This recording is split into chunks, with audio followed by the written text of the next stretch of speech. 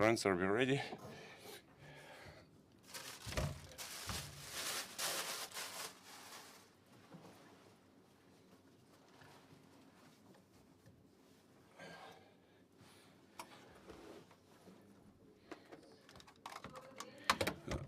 Good afternoon, dear friends.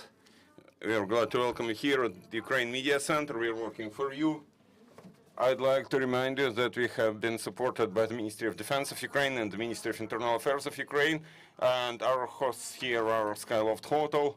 And also, dear journalists, you are welcome to be here, to stay here, to work here. Everything is in place here for your productive work. I will cover our today's schedule a bit. Right now, in several minutes, we are to start press briefing about the current situation in Kyiv. Our speakers there will be Mykola Povoroznyk, sorry. Mr. Povoroznyk is the first deputy head of the Kyiv City State Administration, and he'll tell us about our capital city's life during this wartime.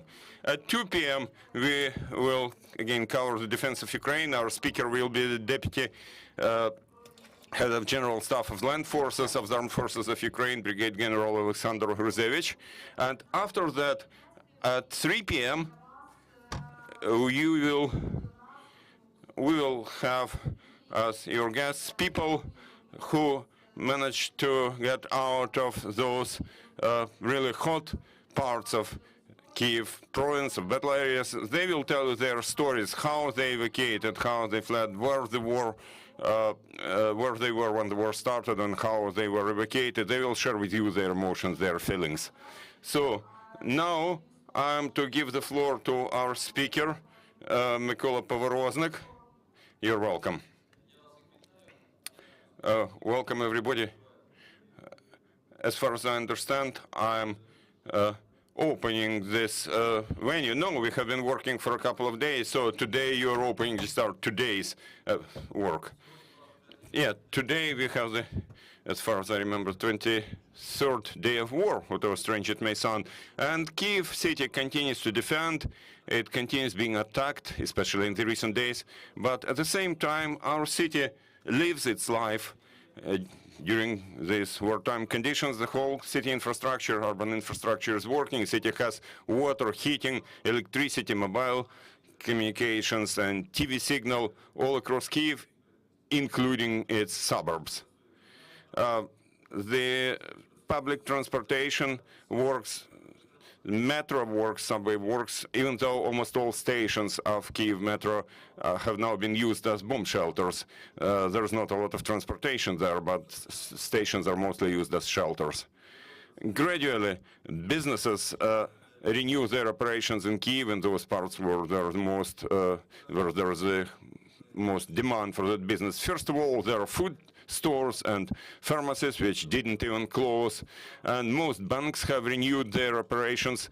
Petrol stations, gas stations operate again, car service stations work, and we addressed owners of pet accessories stores. They opened their stores because there's a lot of pets staying in the city, and other businesses open if there is a demand for them in the city nowadays. Literally the day before yesterday, we restored operations of 22 or even 55 by today mini markets. 55 mini markets, mini street markets have renewed their operations to bring foodstuffs as close as possible to places where there is the highest concentration of people. Especially, we are talking about foodstuffs which are most needed by those least secure categories of population. I'd like to remind you that we have a curfew, so everything in the city starts from 8 a.m. because the curfew ends at 7 and people need time to get to their places, and until 10 p.m. And within that time, we have to be able to do everything, bring foodstuffs, medicines, get to offices, from offices, and people have to be able to get to food stores and get back home after buying food. And it's all accompanied from time to time by air raid alerts. You have to treat them very seriously, taking into account what's happening in the city in the last several days. We have been carrying out evacuation step by step. First of all, we are talking about city, so those socially vulnerable areas, about children, about places for elder people, elder places. Now we have been evacuating them to safer places. I would like to thank western provinces of Ukraine and our international partners, because currently we have been receiving a lot of offers, and we have received already a lot of offers for elder people, for those staying in mental boarding places, to move to safer places than Ukraine, or to Western, or to Europe. There is and if their parents work, first of all, after those civilian quarters, civilian blocks were shelled, 36 residential blocks, 5 private buildings, 6 schools, 4 kindergartens have been damaged. 4 kindergartens have been damaged. Facades, balconies, and windows in more than 55 buildings have been. Wherever possible, we are doing some repairs using some plywood and polymer film. If possible, people stay there. If not, we evacuate them. During the wartime in the capital city, there have been 889 people wounded, including 241 civilians, including 18 children. Currently, by this point in time, we have got 222 people who died, including 60 civilians and 4 children. And as I already said yesterday, now the numbers have increased a bit. In 22 days of war, 757 children were born, 403 boys and 354 girls, including 13 twins born during this wartime. That's basically all I had to say, and now if you have any questions, I'll gladly answer those. Thank you, Mykola. You're welcome. If anybody has questions, please ask them, speak into the microphone. This press conference. This is Luis from El Mundo, Spain.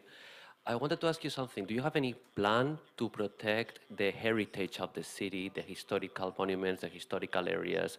Is there any plan to protect the monuments from bombing, to keep the history of Kyiv protected? Thank you very much.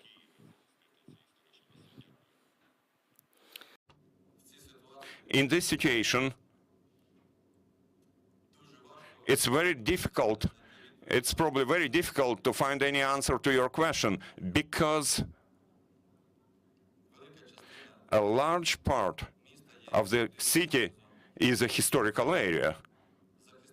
And to protect all this area, it's very important, but it's also very difficult. Looking at the scale of those bombings and the destruction that we see in cities like Kharkiv and Mariupol and Sumy and Chernihiv, looking at those, it's very difficult to protect everything. Of course, there are plans how to protect the museum's inventory and other valuable items, but when we are talking about cultural heritage, like St. Sophia Cathedral, for example, or St. Andrew's Church, St. Lavra of Pechersk, it's very difficult and pretty much impossible to do it. Thank you. Thank you. Imran Khan from Al Jazeera English. Over the last 5 days, there's been several bombings in the north and in the southeast of the city against residential targets. Are you seeing a pattern emerging there?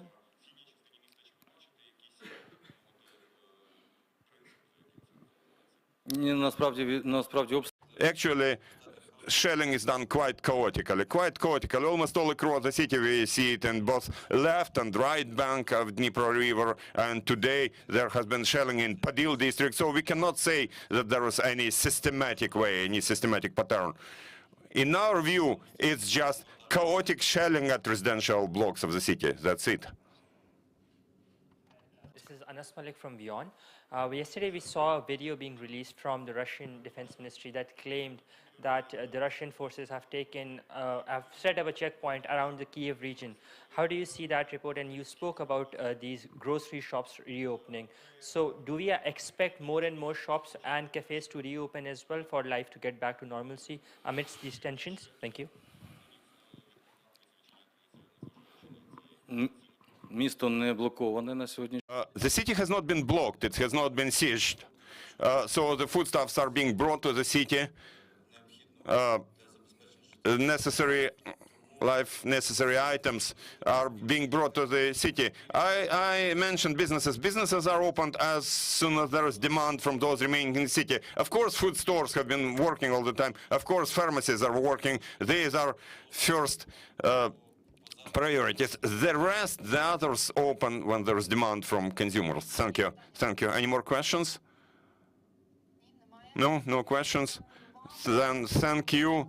Thank you, Mykola. Thank you. I'd like to remind you that our next briefing will be at 2 p.m., so you are welcome to watch our announcements, subscribe to our Telegram channel, our Twitter, our YouTube channel, and you will see the streams that we